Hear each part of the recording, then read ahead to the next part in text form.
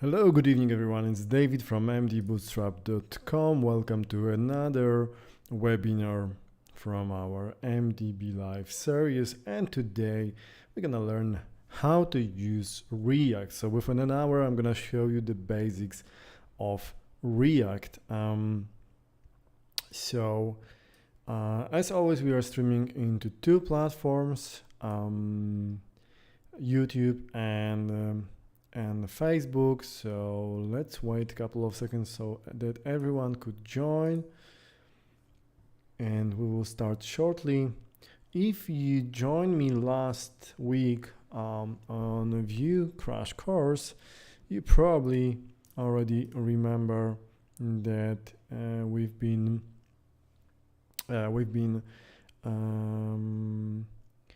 creating this kind of application. So this agenda app showing us today's agenda, and today we're gonna do exactly the same. So we're gonna build exactly the same application, but using React.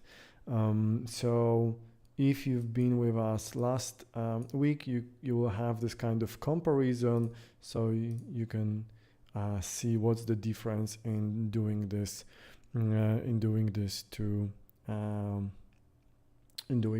the same application, just in using another framework, which is React. If you haven't, then you can still watch it on the YouTube, because it's been recorded for you, and then you can have this kind of comparison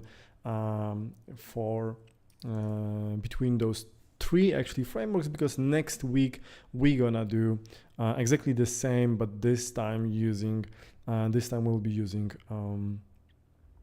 Angular. So you will have exactly the same application with the same functionality, with the same setup, but in three different frameworks, so you could compare it. And if you want to join me today for this lesson, then you can follow this link.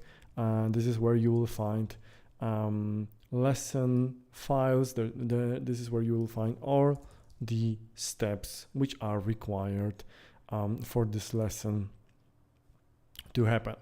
Okay, we will be starting shortly. Just give me a few more seconds. So, and this is where you will find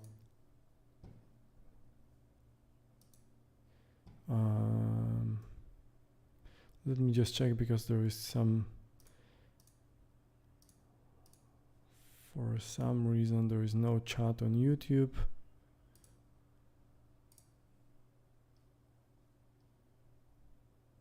Okay, now I've got it. Okay, so now I got chat on YouTube as well. So we are ready to start. So as I said, today we're gonna learn about React. So as far as React is concerned, I already talked about it last week. React is highly backed by Facebook, so it was kind of created by them. Therefore, they got a really huge support and really huge, marketing. Really huge marketing, as obviously the lot of developers stand behind this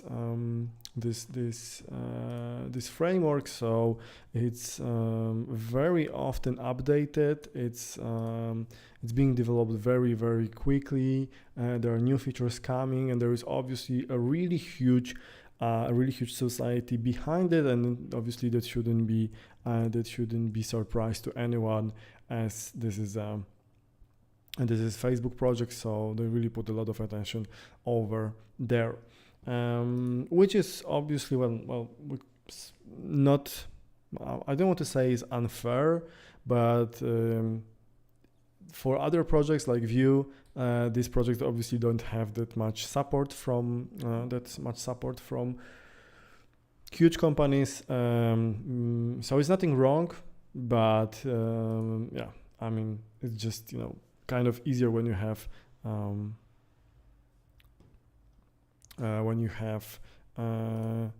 that much support from Facebook.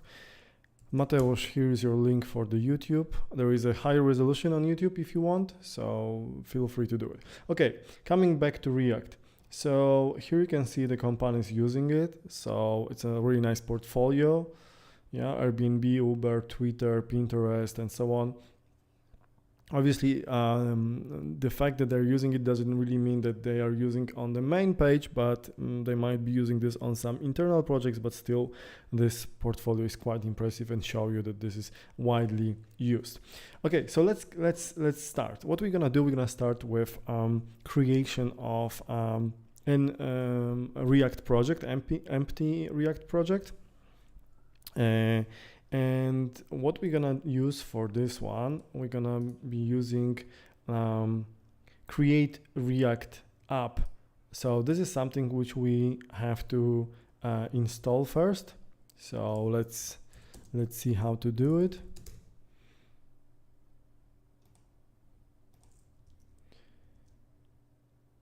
So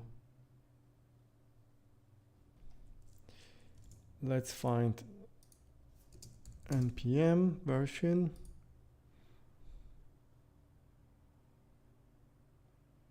So this is package. Let's open command line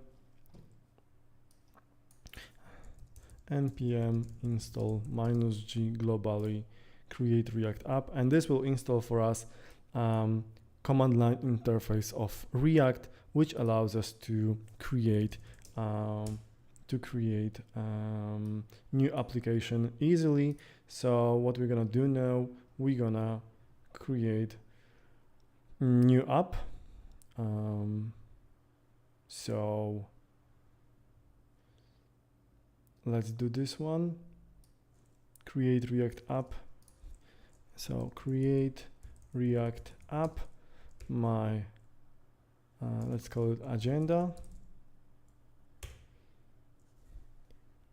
And this will create an empty project for us. So as you can see, if you are using package managers, it's very simple, very easy to create new project, and we're gonna have a look at this project in a few seconds once it's get installed. So you're gonna see how React project looks like. So what are all the dependencies? And obviously doing this manually wouldn't make much sense. So that's why these tools are very common, but yeah, we're gonna see that in a second.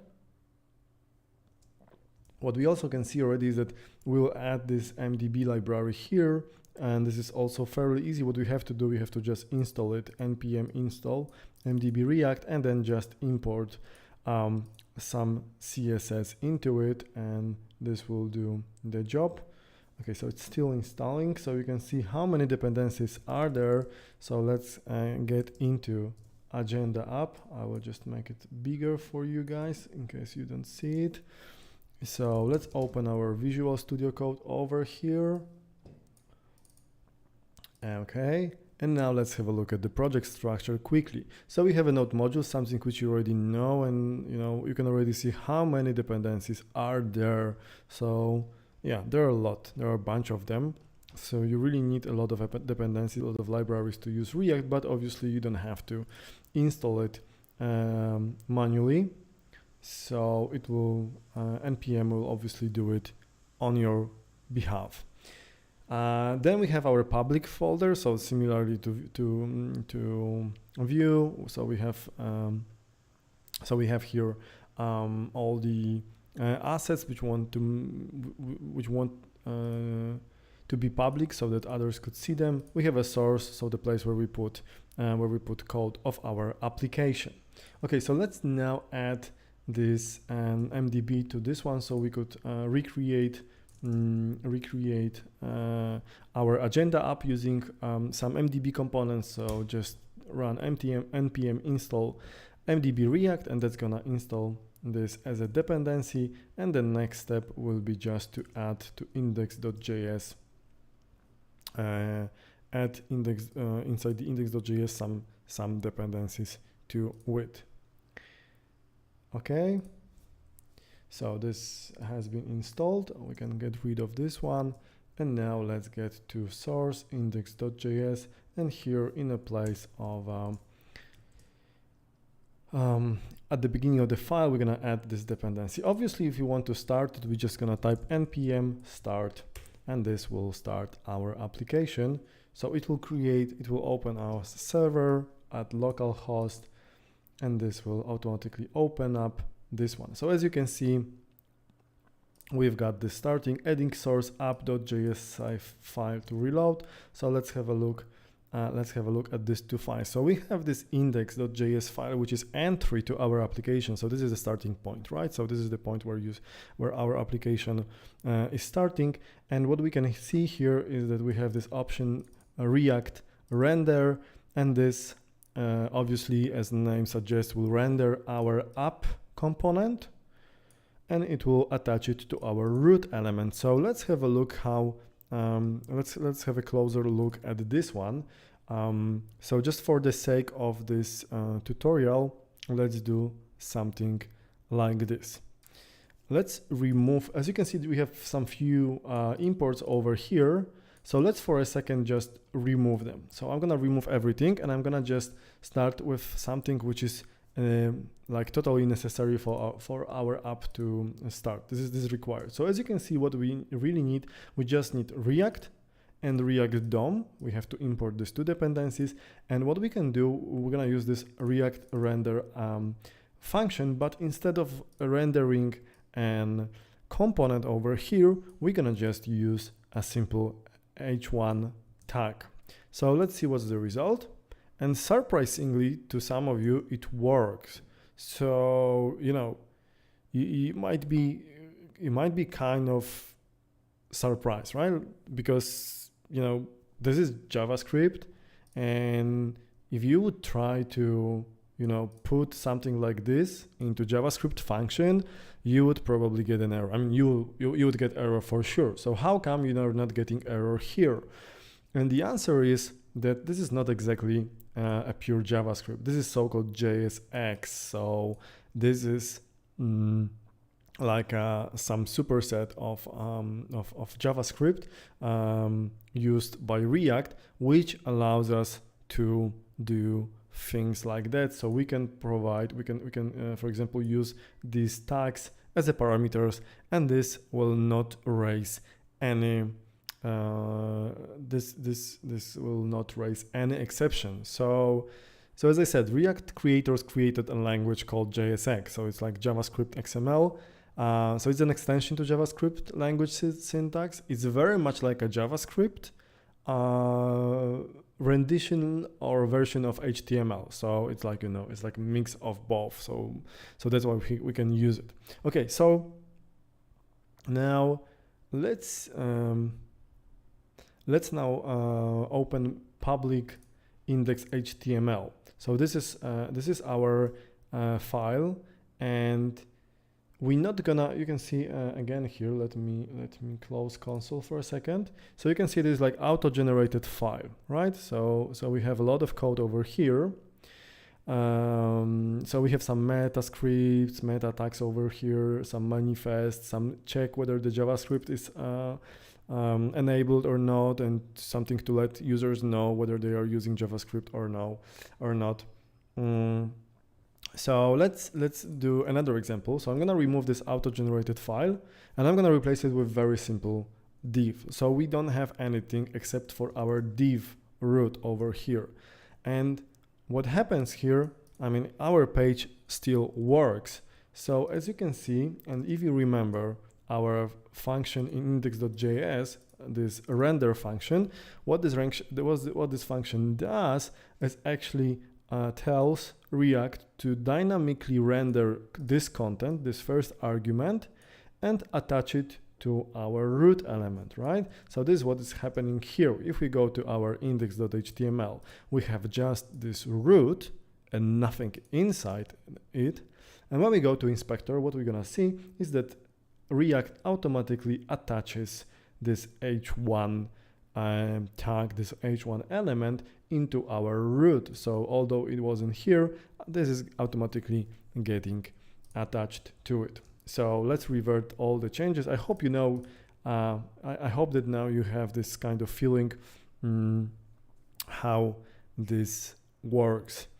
Now let's have a look at another example. So actually let me go back for a second for this one. So let's see what happens if you would like to have another heading over here, so some subheading over there.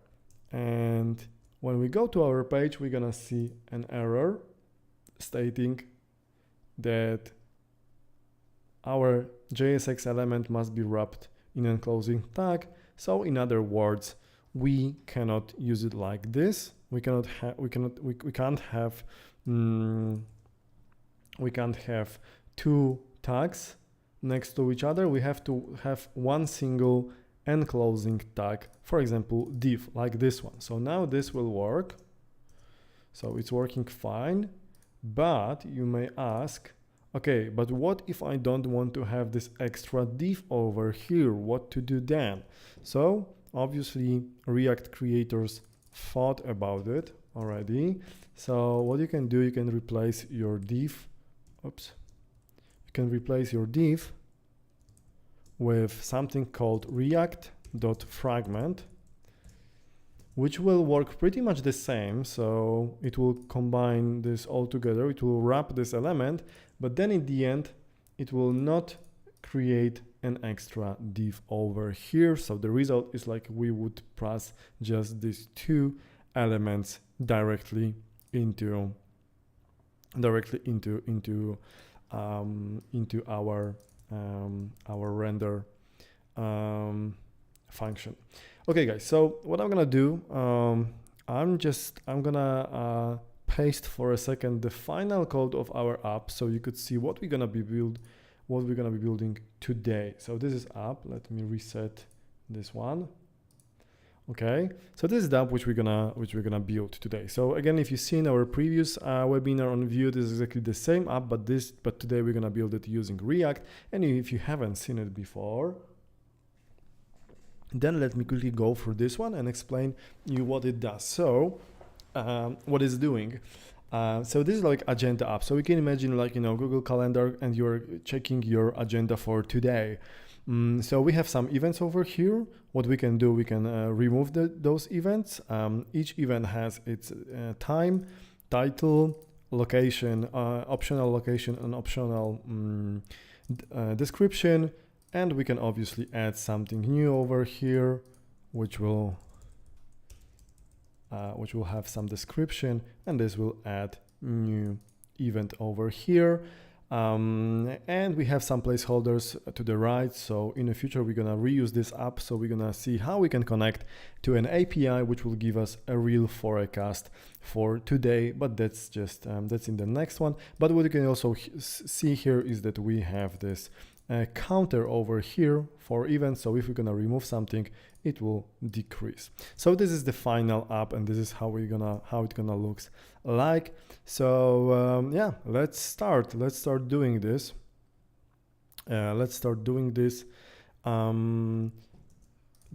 Just two more things to mention. It's obviously responsive.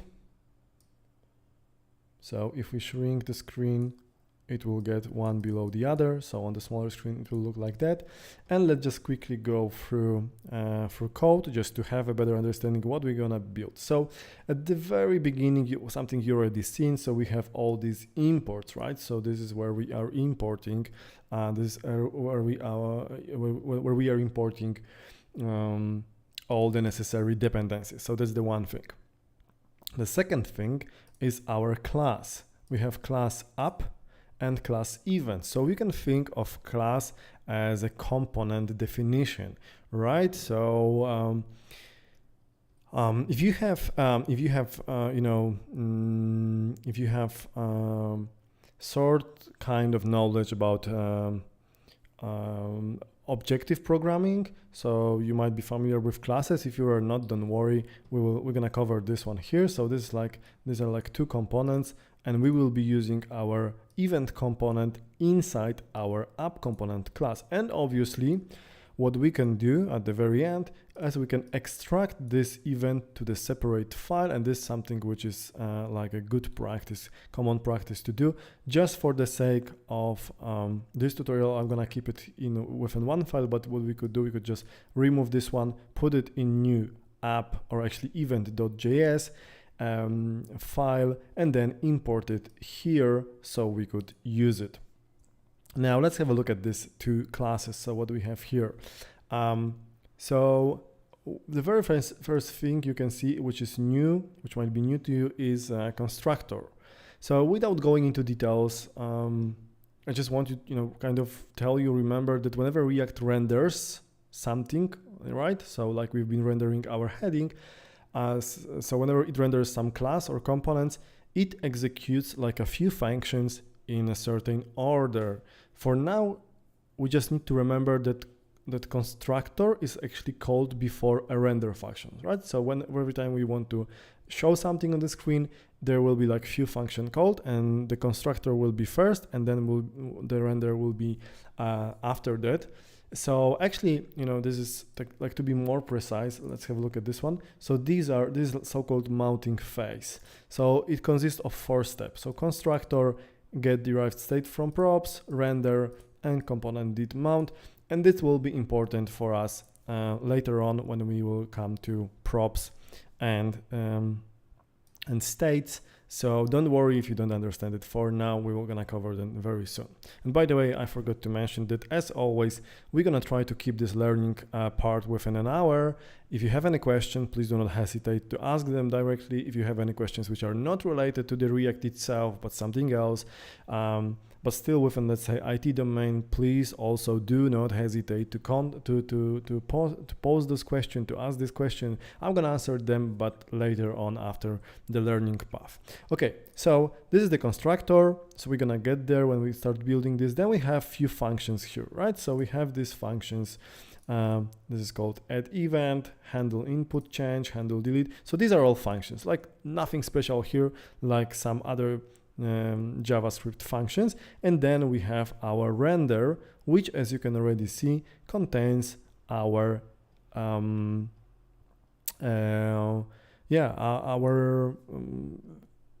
layer, visibility layer, like HTML, right? So this is the place where we put our template, where we put our HTML code. So this will render, and obviously we can use some functions over here which we just defined before, and we can use variables which we define here in the constructor.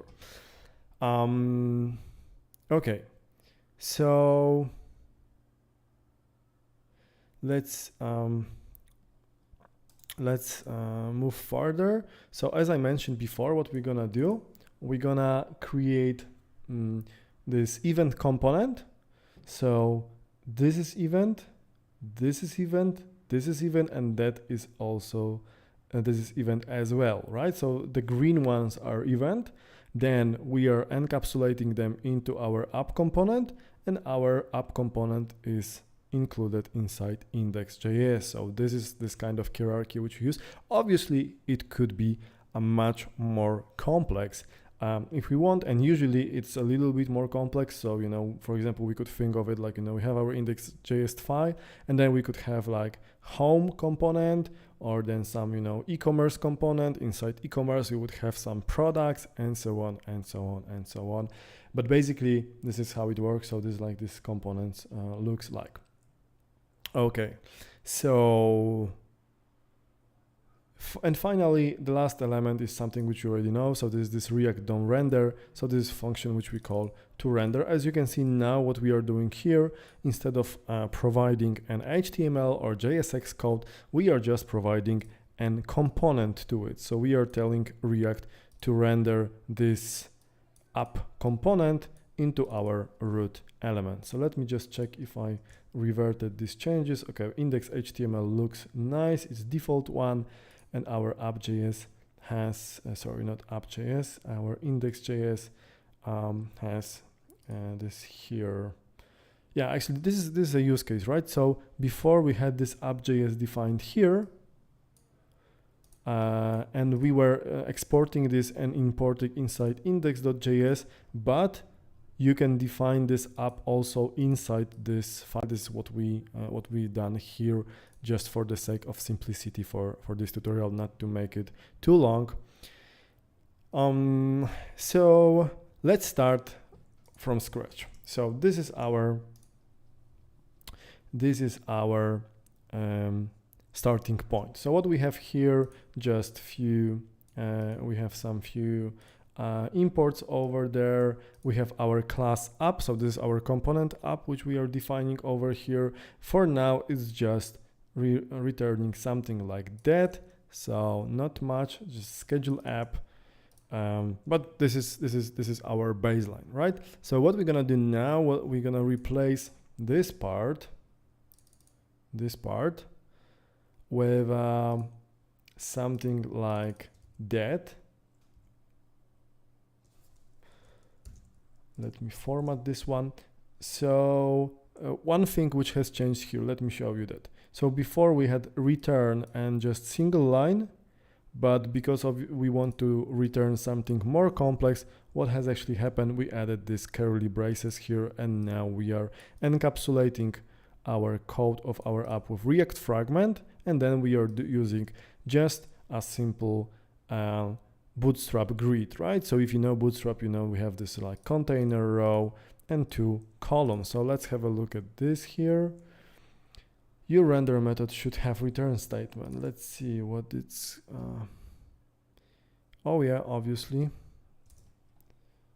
So this render method should actually looks like this.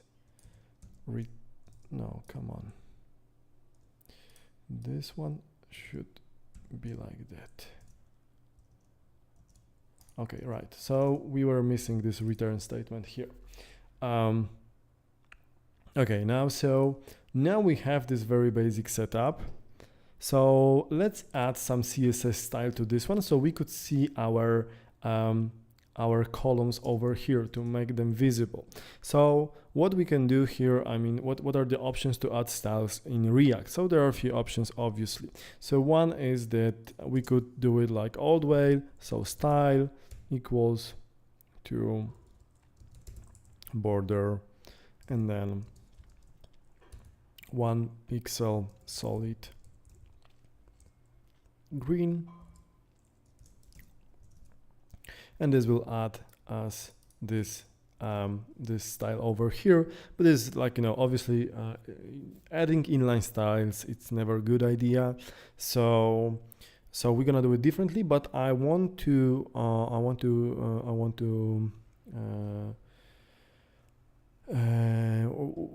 also show you that what we can do is that we can define some variables here, like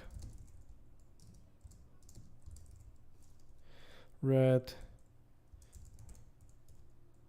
font size 10, okay, and let's like this, and then we could do it like,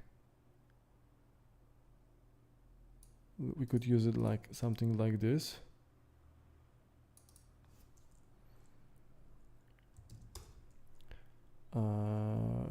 Color, this color. Let's see if this works. Yep, save it. Border is here. I don't know why it doesn't work. Let me see style. Oh yeah, obviously not like that. I wanted to do it this way, this style.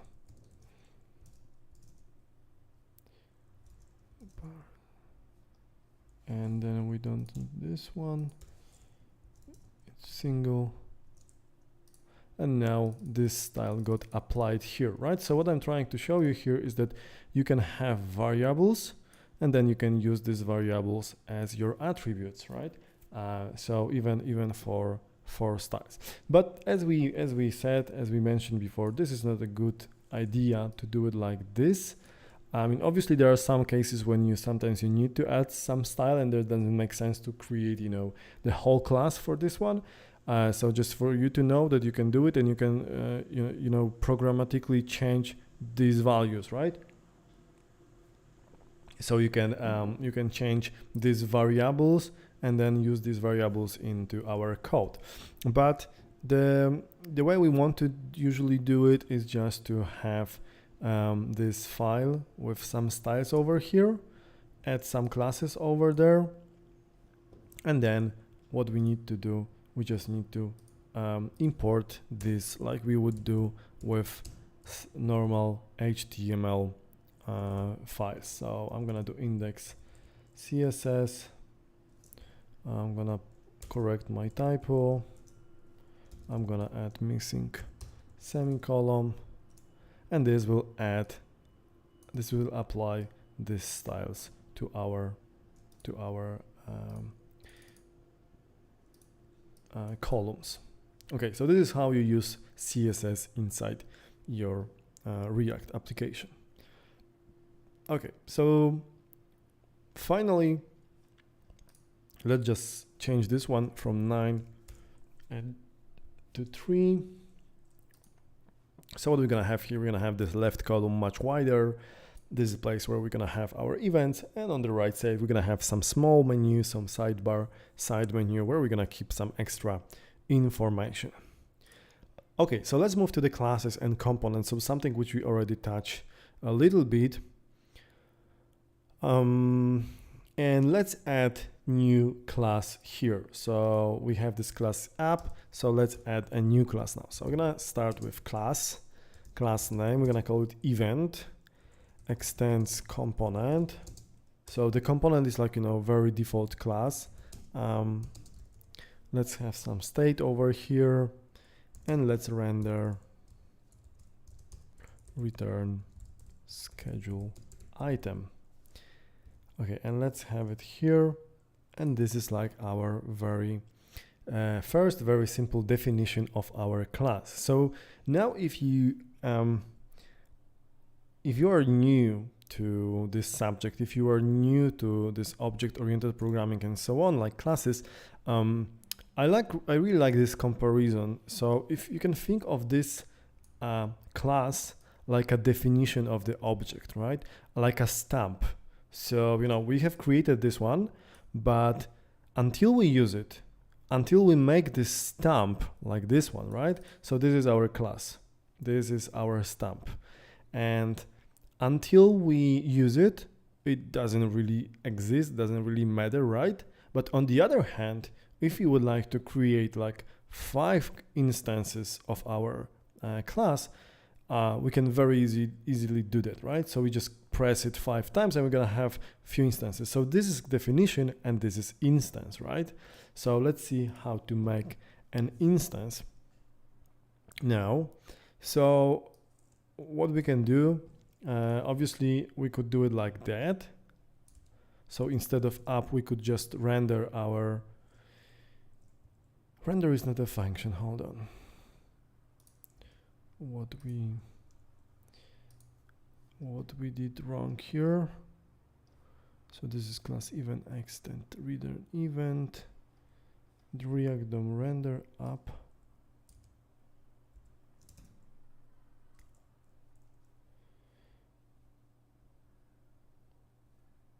Finish class. Okay, why it doesn't work? Hold on.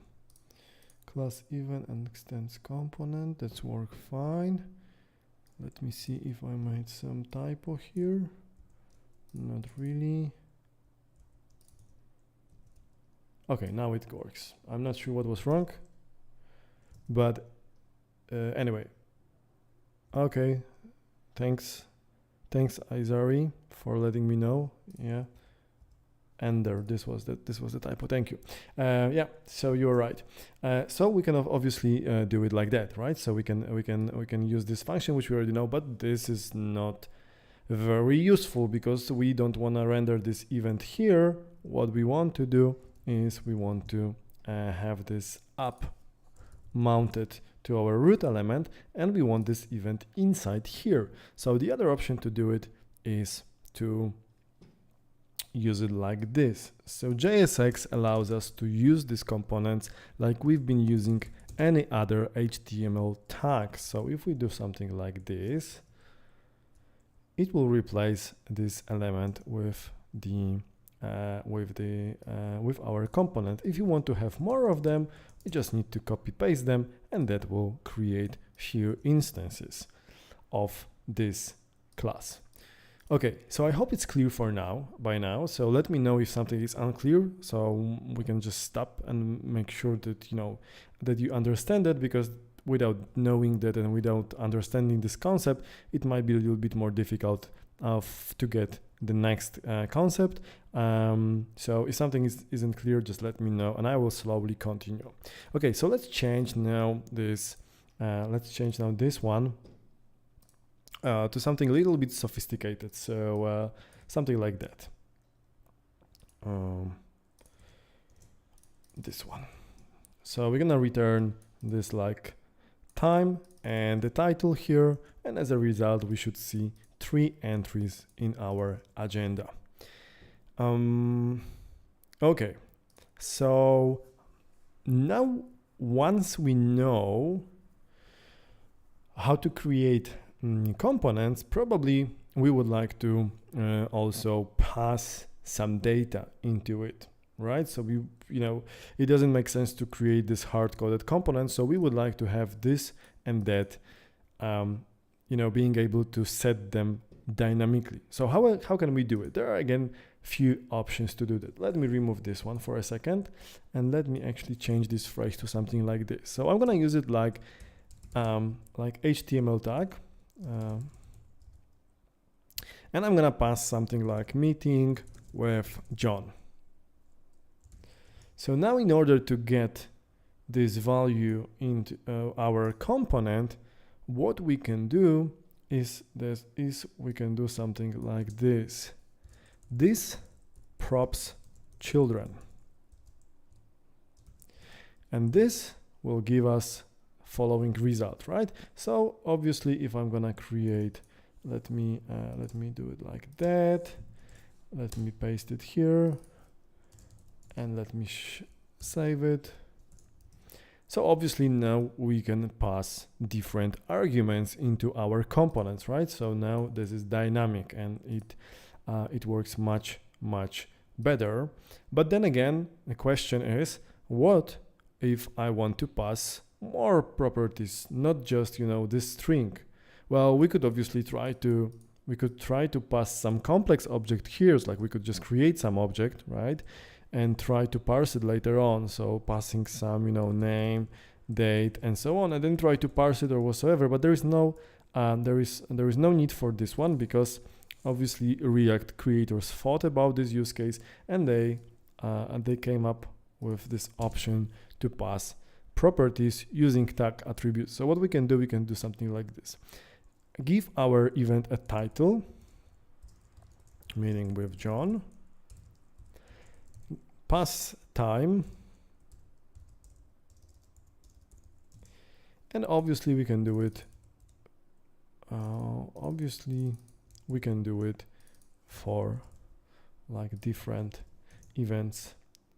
Now, how can we get access to this one? Well, this is also very simple. What we can do, we just need to provide, instead of children, we need to provide a property name, this props name, so something like that.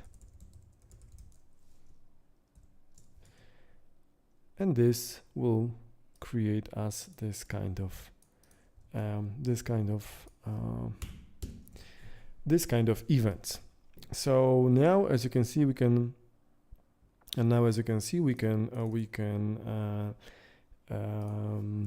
pass as many properties as we wish. Now let's talk for a second about these curly braces, because you've seen this, right? So we use them to create to evaluate our variables, to call our functions, but they can also do more. So for example, let's have a look at this example. I'm gonna say result, and inside the curly braces I'm gonna do like 2 + 2, and if we check our results, we will see that this math will happen here. Now we can also do something like this. Let's change our time to 10. And let's try to do some math here. So let's do something like this, state ID. And this is obviously not a number because this is a string. Oops. And to pass it as a number, we have to pass it as a number. So as far as I remember, it was something like that. Let's see if I remember correctly. Nope. Okay. So then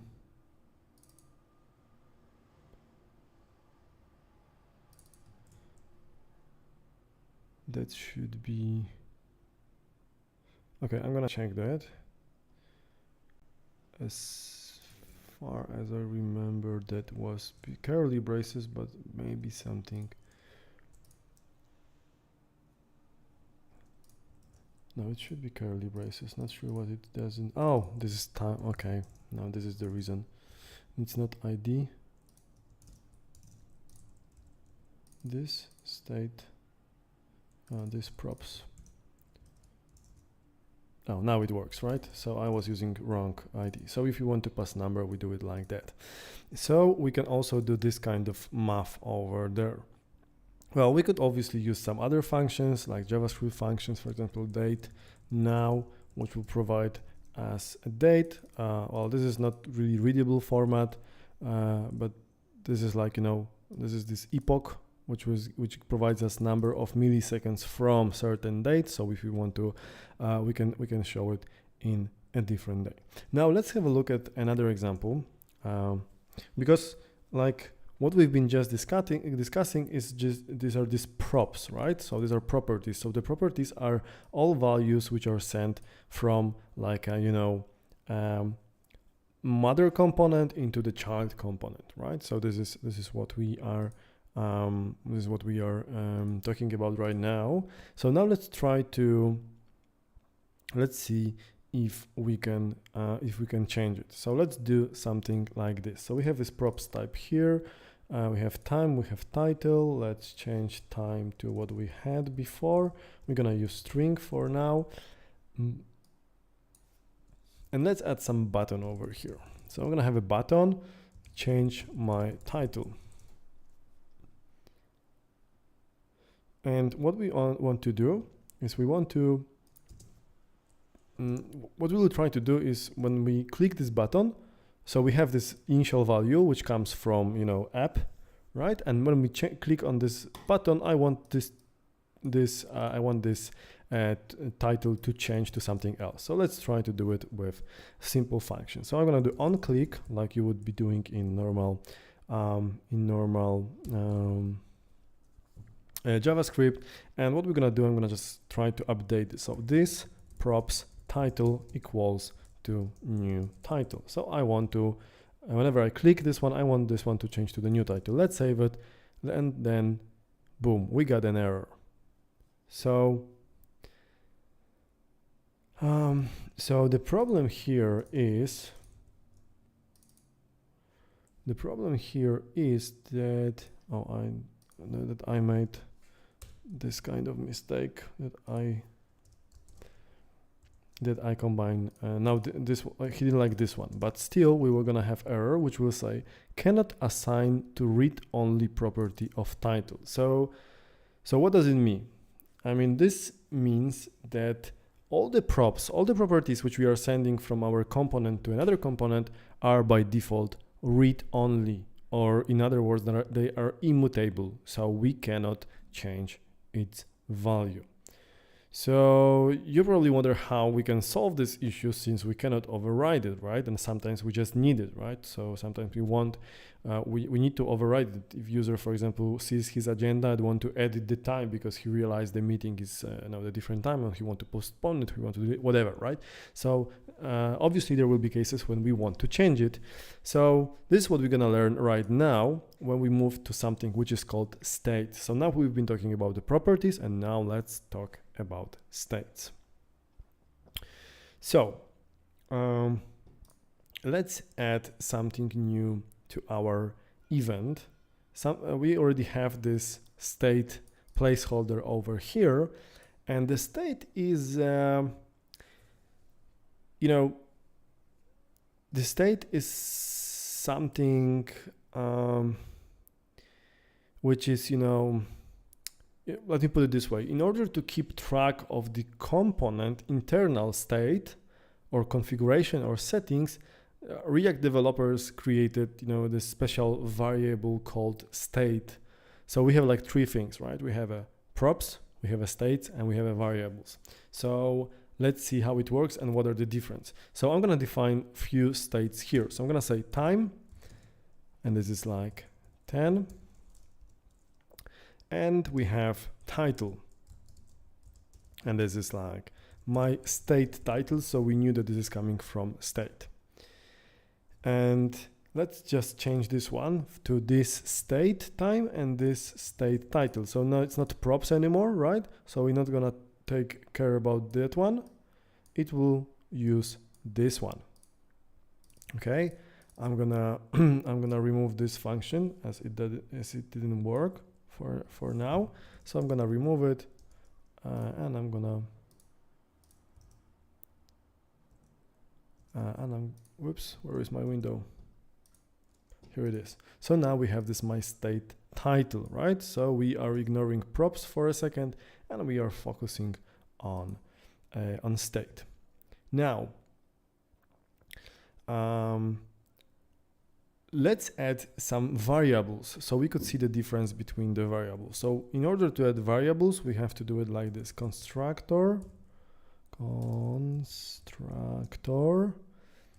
and super. If you remember, this constructor was happening before render. So this is also important that we want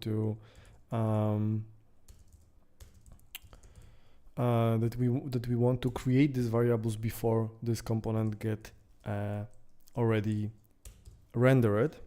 So let's do it like this. This var time and var title equals to my variable title. Okay, so now we have both, right? So we have state and we have variable. We're gonna talk about super later. Don't bother with this for now. And let's quickly replace this piece to this piece to this piece to, oh, this is JSX. Let's remove this one.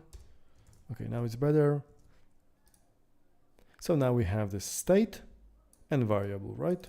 And there's something wrong. Okay, this is var time, var variable. Okay, space,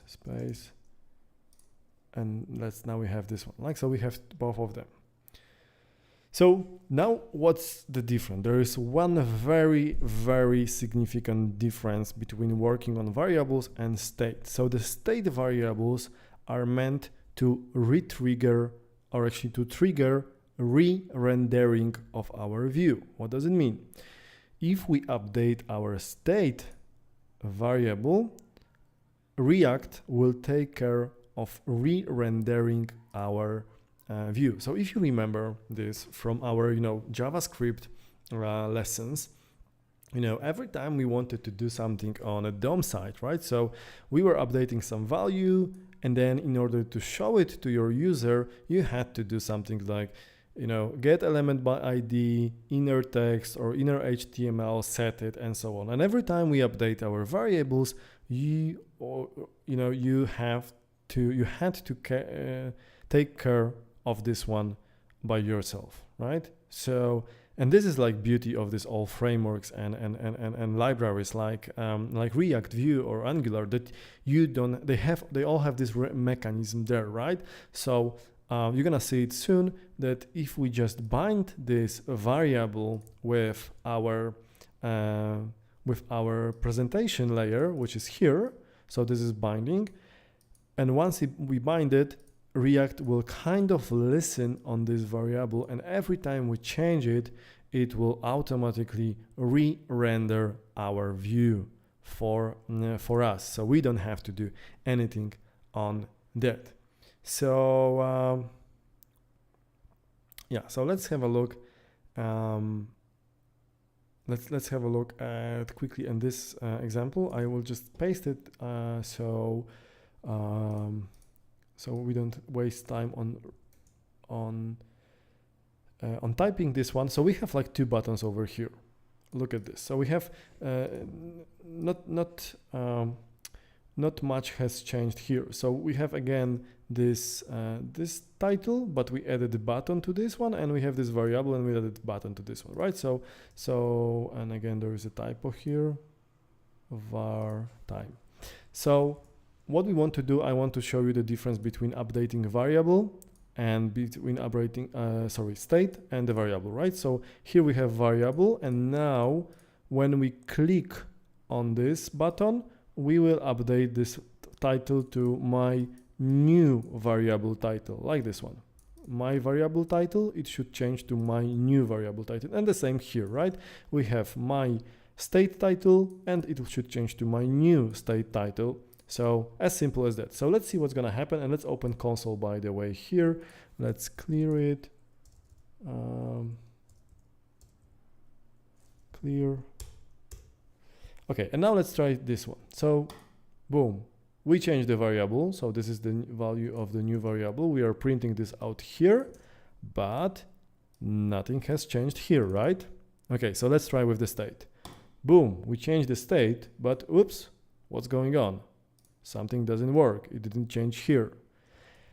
And the reason why is that we didn't update this value in a proper way. So there is a special and the proper way to update our state variable. So we cannot do it like this. I mean, yeah, we can do it. As you can see, this value has changed, but it wasn't reflected with this one. So this is something to remember. You should never update your states like this. So what you should do instead, you should use this function, which is meant for that. So this is like this set state, and then you provide new value for that one. So let's have a look again. So let's clear all the warnings here, which comes from my extensions, and let's check again. Variable, my new variable, nothing changed, but when we click here, boom, we've got a new title here.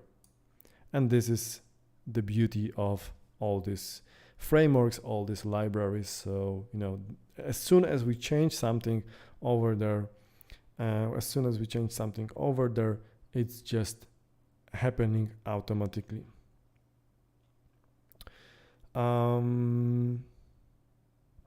Okay, now one thing which I also want to mention here is that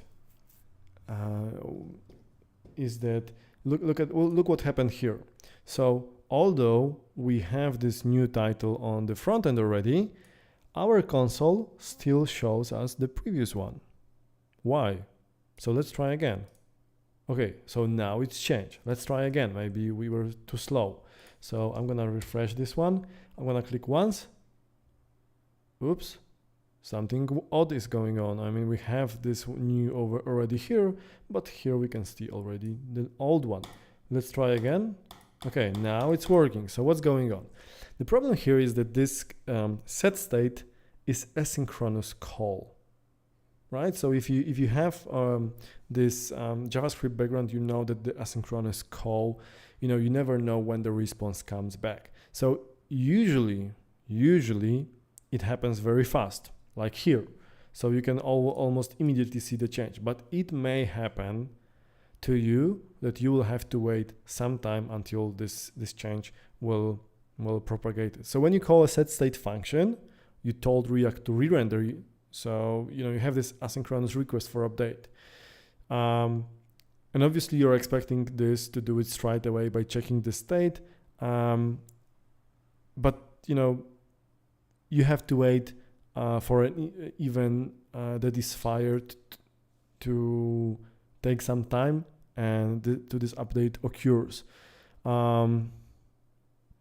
So just for now, just keep in mind that although usually update happens really, really fast, but in certain cases, it may be get delayed. So, you know, you might be kind of, if you think, you know, think about the logic. So if you would just do some other logic here, so you would set this state and then you would be doing something else, trying based on this new state, you could be surprised, right? You could set this value to 10 and then you try to read this value and it will still have the old value like 5, right? So, you know, the whole logic might be a little bit odd. So now let's get to the point where we are talking about this prop state and variables.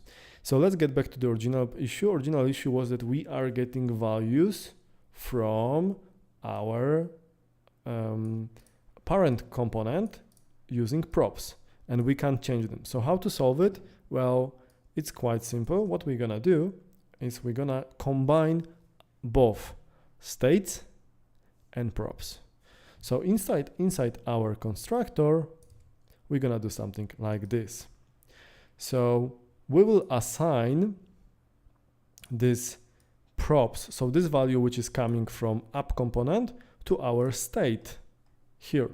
So, you know, I hope you are getting now. So we will just get this initial value when this value is rendered.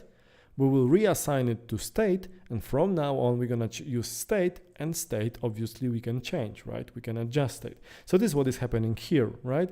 So we get this props. This super is used and required so we could get access to the parent component, right? So by default, when we are in the child component, which is event, we do not have access to our parent component. So this super allows us to use and get access to this props element. So this is what is happening here. And now, obviously, we're gonna change our render method here. And we're gonna replace it with something like this. So we're gonna use this state title, state time. And now, oops, I clicked something here. So now, unexpected token, where it is, too many. Okay, so now we have here, let's format our document. So now we have the original one from our parent state, and we can change it to the new one because we are changing state and not stand and not not props anymore. Okay, this is confusing, I know, but this is how it is. And you know, once you get this concept, I think it will be kind of you know, natural to use for you. So let me know, please, if that was clear to you and if we can go on. And before we move on, I just want to keep in mind one thing. So you might notice that you know, we've been doing assigning this state in different options, like here, state, and this constructor state, right? So are they different? Well, this is kind of equivalent. There are some small differences. So the reason is that the first one was a part of this ECMA scripts, and it wasn't standard yet. So it was like kind of proposal. It was like, you know, it was this experimental. So this is like old-fashioned way, and this is checked way. So technically we should use this one if we want to make sure. Okay, I didn't get what is different between the state and the variable, so let me just rephrase it very quickly. So as you hopefully seen in the previous state, we had the title which was generated by state, and we had a title which was generated by variable. So the point here now is that if we change the status of our state variable, it will get React will automatically refresh this one. So click and it's out, it's changing this, right? Let's see if I can get back to this one quickly for you.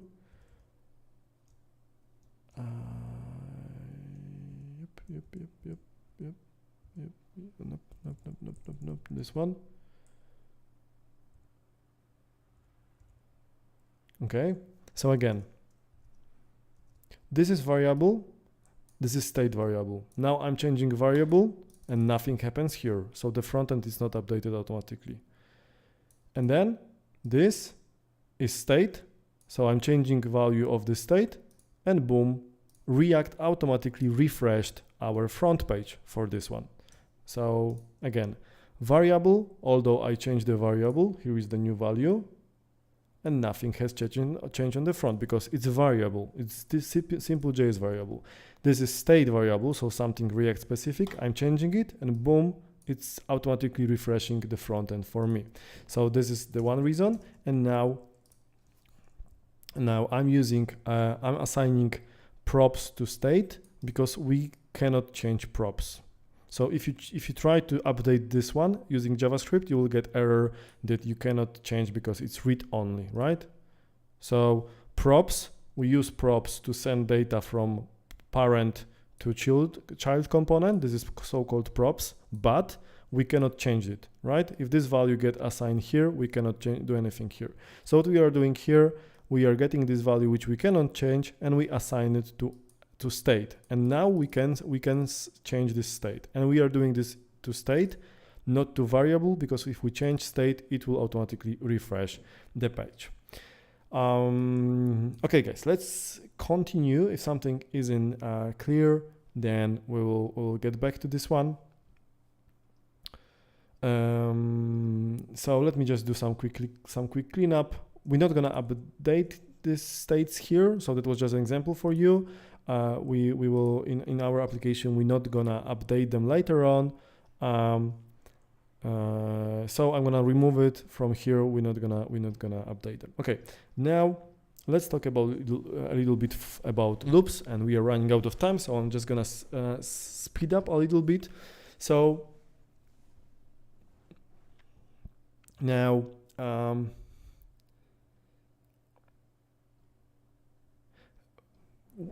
obviously we don't want to keep these meetings like here, right? So what would we rather do is we would like to have this we would rather have to have this like something like that.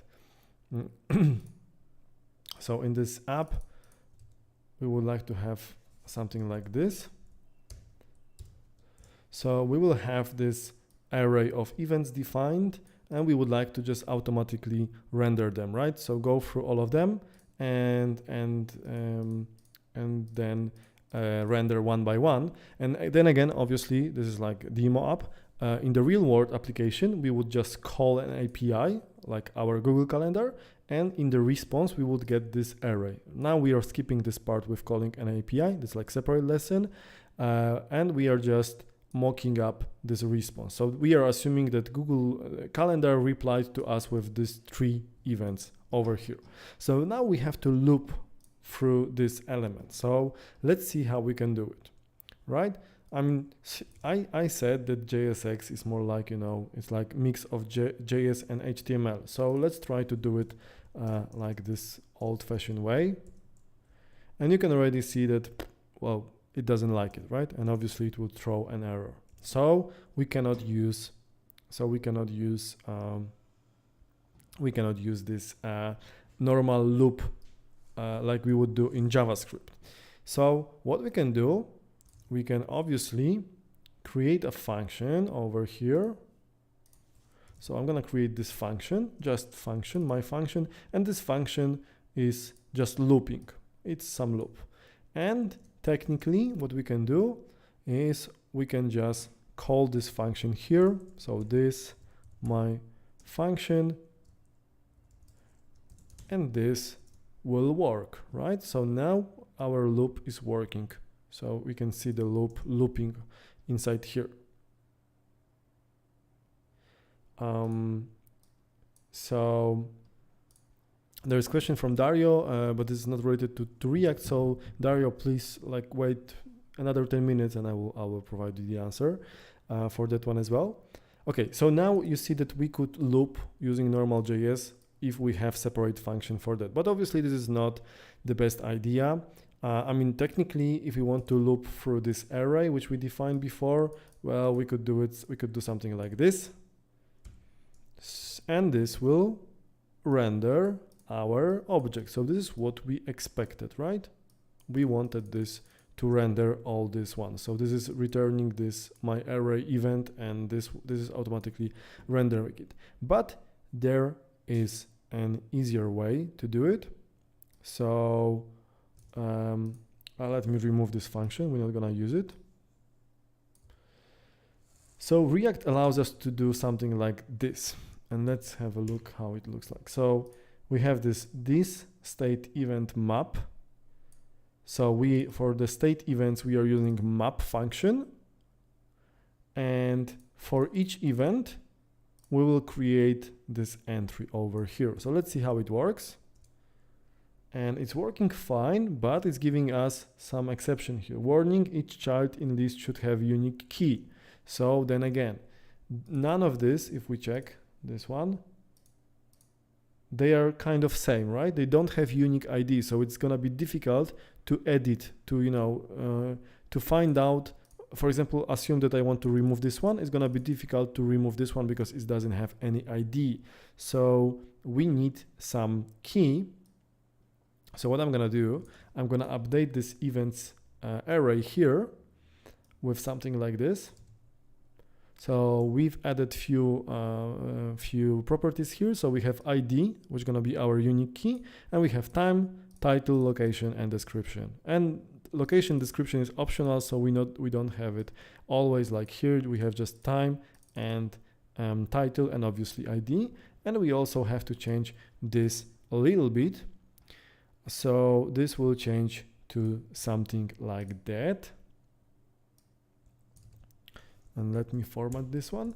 So we added this key. So we are assigning key to event ID, description, and so on. So we have this key, which is unique key, and now our warning is gone.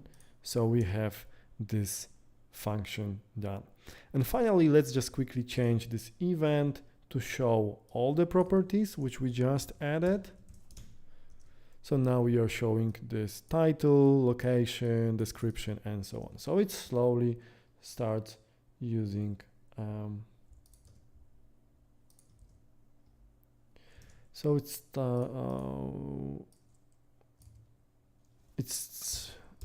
okay, now it's better. So it slowly starts looking at agenda app. Okay, so few more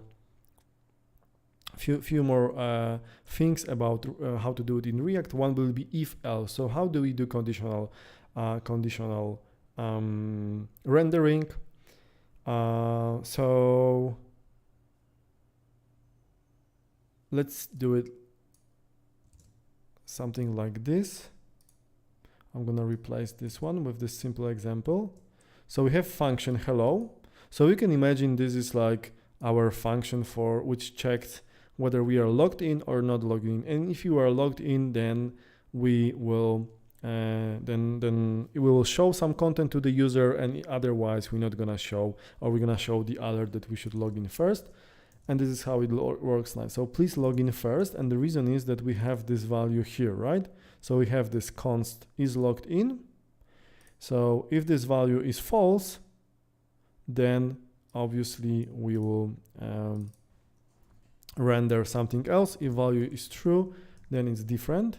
So this is the syntax, right? So now let's have a look how it looks, how we can use it for the location. So here in React, we can do something like this. So I'm gonna cut it for a second. I'm gonna open curly braces. I'm gonna say this props location, and I'm gonna put this one. So this is conditional check. So this means something like, if this is true, then display that, right? So if this value exists, then display something like this. And let's have a look at this one.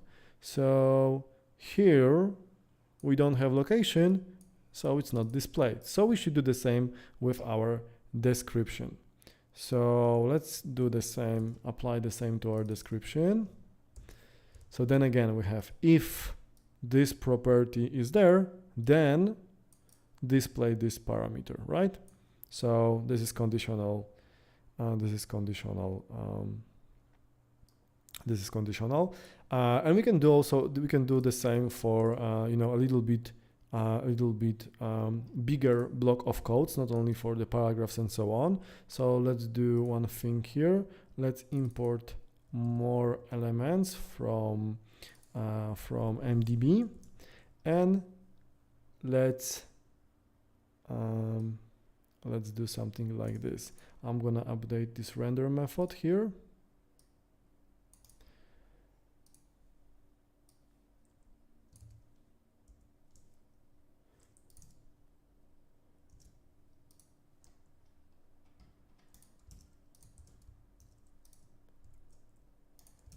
And something doesn't work. Hold on. Oh, obviously I replace not this, I replace up instead of event. So I wanted to replace this one with a little bit more logic here, but now you can see that we have this whole blocks over here, right? So we can even add this like whole elements. So like this one, right? So with this prop location, then we can have like totally huge block of code with the conditional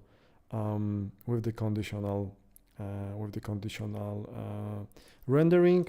And let's update our render function over here as well. So now we have this extra information here. So we have the schedule, which you've seen already. We have counter over here. Let's remove the styles around our button. So I'm gonna move to CSS and get rid of this style.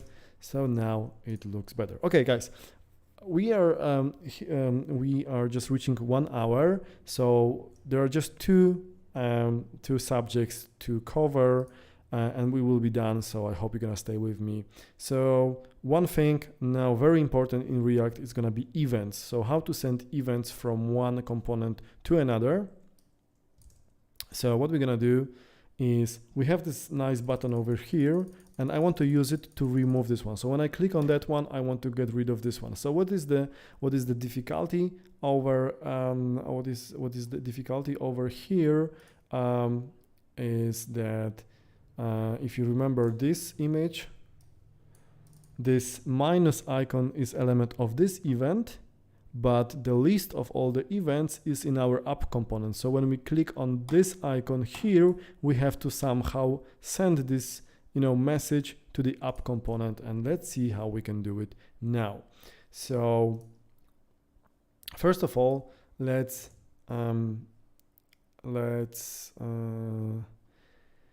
start with our app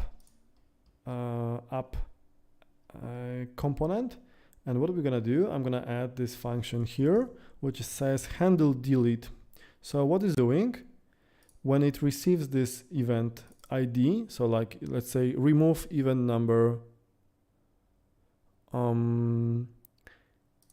event ID is like, you know, if it receives like number 2, then it will remove, it will create new array. It will copy all the events except for the one which we removed, and then it will use the set state to update our new state, our array with just the remaining events. It's the most odd I've ever seen. I'm not sure what is odd, so just let me know what is that odd, so maybe we can explain it a little bit more, in more clear way. Okay, now I'm gonna extend also our event. So except for the properties, I'm also gonna say that, hey, you can expect on delete event from this event. So something like this might be sent, and if you receive it, please call this handle delete, right? So call this function. So now we are done with this. Now we are done with this app version. So what we have to do now is we have to change. We have to add this function. We need to emit this event on this this one. So we need to add something like this here. So on click, we're gonna send this props on delete. So send it up to the app component with the ID of this event which was clicked. Kartka papieru said strange. I know what you mean, but I'm not sure which part is strange of React or this tutorial. Okay, so let's have a look at the schema because it's getting confused here. So now again, we have this event, we have this delete button, and this props is bidirectional, right? So it works in both ways. We are using props to, for example, set title from app class to event class, but here we are doing this other way around. So we are using this props to send this on delete here. When this on delete is sent to our app class, it's like kind of listening on that. And every time it receives it, it will call this handle delete function, right? So then again, so starting from here, this is our badge. When we click on this badge, we are emitting this property on delete. Then our inside app component, we tell app component that, hey, you can expect event like this on delete. And when it's happened, please call this function handle delete. And this is our handle delete function. So let's see if this works now. So when I'm clicking, I'm removing this one, and I'm also getting remove this one. So this is again this cool feature of React that, as you can see, although we didn't do any magic here, we just use this simple stuff here. So we have like state even length, and we don't have any function which is counting that. So as soon as we remove something, it will automatically reflect this on our front end. So this is what really makes use of these frameworks such such a easy and useful, right?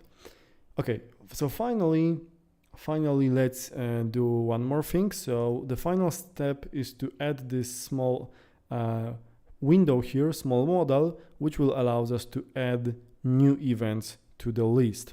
So let's do something like this. So we already have this modal, footer, and so on here. Let's add some variable here. So we're gonna say false. So we want our modal to be hidden at the very beginning. Let's add function which will help us close and open modal. So this is toggle modal. So it's basically, there's no magic here, right? It's just changing the state. So if modal is true, it will set it to false, and it's false, then set it to true. Now, we have this button here, add event. So let's find it here, and let's add this on-click function. So on this on-click function, we want to call this toggle modal. So we want to change the state of our modal. So if it's closed, then it's open. Then we want to make it open. And finally, let's add to our template here our modal body. And let's see if this works. So as you can see, we are getting this modal here. So when we click here, it's changing this modal value state, and then it's just changing. So again, it's very easy, right? You just change single variable and the modal just pops up, right? You don't have to use any function for that. And finally, the last stage is what we want to do. We want to add another property here. So we want to use MDB input. And I'm gonna add new function and quickly explain you what this function does. So we have function which is called handle input. So this function will be called every time we type something into our form. So let's have a look at this one. I'm gonna extend our body, right? So this modal body, this part, I'm gonna add form here. So this is a form, right? So we have, let's have a look at here. So we have this small form over here. So we have time, title, location, description, right? So we have like few forms, nothing really fancy over here, just regular form. And now let's see what's going on. Okay, I need to add console log to this function. So then again, look, when I start typing here, you can see that here in the console, I'm creating a new object. So this object here, it has these new values. It has like time, title, some description, right? So this is like a temporary value to keep all my data. I want to have this temporary object. So when someone clicks add, we're gonna add button here, add, it will just get this object and put inside our array. So that's what's gonna happen, right? So let's finally add this function, which will do that, what I just described. So I'll remove this console log here, and I'm gonna add that here. So what's happening here, guys? Add event. So what we are doing now, we are creating this new array, right? And this new array will copy an existing array. So if we have 4 events here, the same events which we have here, 1, 2, 3, 4, it will copy all the 4 events to the new array. Now, in the new array, it will add new values. Oh, actually, except for this one. So it will get new time, title, location, and it will find new ID, right? Because the previous one had already some ID like 0, 1, 2, 3. So it will just get the length of the array. So if there are like 4 elements, it will get 4, and then it will create new ID, right? So we want new element to have like incrementing ID. So if the last element had ID 5, we want to give it to 6. So this is like shortened version of if. So if this is true, which means it's above 0, then calculate new value. So get the length of the existing value and then do +1. And if this is 0, so there are no events, right? There is 0, then just use 1 as a starting point. And what we are doing now, we are using this set state to use this new array. So we are just removing whatever was there. This array with 4 events is gone. And now we are adding new array with this 5 events. And this will replace the existing. And finally, we will just reset this temporary values which we were setting here, right? So we had this one. So we want to remove this one because otherwise it will just get stored. And every time we click add, it will be adding the same event all the time. So we want to clear this function. Okay, so finally, the last thing which we are missing here is we need to add this button to the footer. So I'm gonna add it now. So we have this modal footer here. And let's format it so you could see it clear. And we have this button. And when we click it, we want to do 2 things. We want to close the modal and we want to add this event to the existing one. So let's try do it. We're gonna add some new event with some location and description. And we're gonna click add and it will add new event here. And obviously we can add as many as we want and we can remove them, and our counter is also getting updated automatically. Okay guys, so our app is done. However, there is still few more things which we should do. So we should change the type of the event property. So for example, this time should be actually time, not string.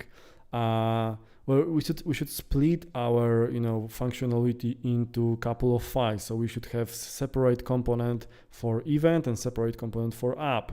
We should call external API for the weather forecast.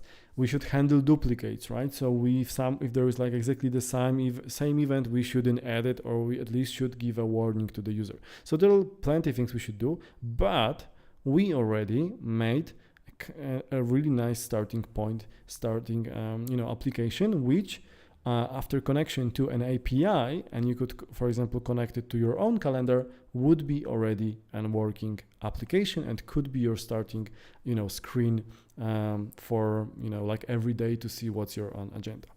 Okay, guys, thank you very much for staying with me. And if you have any questions now, you can ask them now. I'm gonna stay here for a couple of more minutes in case you have any questions. And just to remind you that next week we're gonna have exactly the same webinar, but on Angular. So what's gonna happen? We're gonna build the same application with Angular. And then again, if you haven't seen the previous webinar, just go to our YouTube and check it out. So you could have this kind of feeling what's the difference between like Vue, Angular, and React. So I hope this was helpful. Let me know whether it was clear. I know it was quite fast, but there is a lot of material to cover. And then again, I strongly encourage you not only to listen to this one, but also to do this tutorial on yourself. So you could just, either play this video, it's gonna be there on the YouTube, and try to code with me along, or just follow this tutorial where you have everything, like written version. So you can read it and copy paste and slowly try to do it. If you have any question, don't forget that we have a special group for that. So we have a kind of support group where you can just join, and if you have any issue with our tutorials, just jump in, just ask the question, and our team, our developers will be there to help you to understand and to have like a better understanding of what's going on. Okay, so I've got one question from Dario. When we expect to see MDB moving to functional components? So Dario, I mean, basically this is the goal for sure. This is a goal for sure, but what's happening right now is that I'm not sure if you heard, guys, already. I'm not sure if you guys heard already about Bootstrap 5 being released. So we have been working very hard since few weeks. So we are preparing some new product for you. So first of all, if you would like to get to know something more about Bootstrap 5, you can already check this. You can check this video. This is like 1.5 hour tutorial crash course on Bootstrap 5 where we cover all the differences between Bootstrap 5 and Bootstrap 4. So for you which kind of wonder whether you should use it or you should start learning with Bootstrap 5 or Bootstrap 4 and so on. So you'll find all the answers over there. So this is one thing. Secondly, what we did recently is also we just released a product on MDB 5.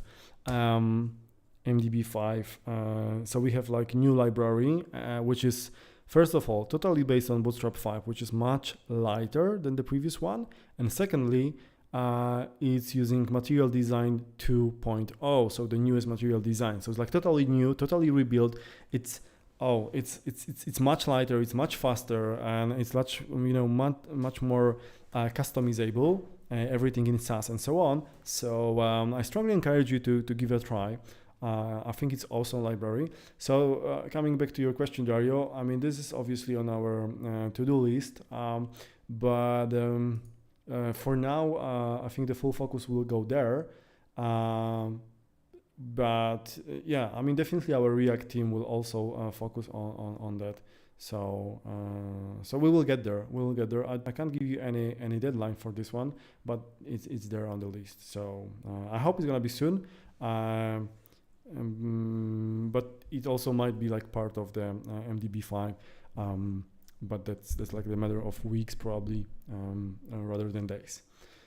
Okay, guys. So if you have any other questions, please let me know. If something wasn't clear, we end up this official part, so I can jump into some more details to answer that, to cover if something was strange or odd. So I will be happy to answer that right now. And if not, then we're gonna see each other hopefully next week when we're gonna have the last webinar from our series, as I said, about Angular. And obviously, guys, if you liked it, just please don't forget to give a like, leave a likes, and subscribe to our channel. And this is obviously this is gonna change, and it's gonna increase, visibility to other. This how all these algorithms looks like now. That the more likes you have, the more shares you have, then Facebook and YouTube treat you better. And I hope you find it useful. So we want as many users as possible to get reach. Okay, there's a question. You wrote something like this prop something, and yeah, so this is like if then. So this is if. Let's have a look at this in code structure. So this is a way of writing if in React. So this is here, right? So this starts here. So this checks if this exists, then display that, right? I hope it's clear. So if this is true, you could say like true, then this will be displayed. And if this is false, then all the descriptions are gone, right? If we make it true, then they are all here, even if we don't have text. And if we do it like this, props description. So if there is a description here, it will display it. And if there is no description, like here, second one, then it won't display this gray box. So I hope it's clear now.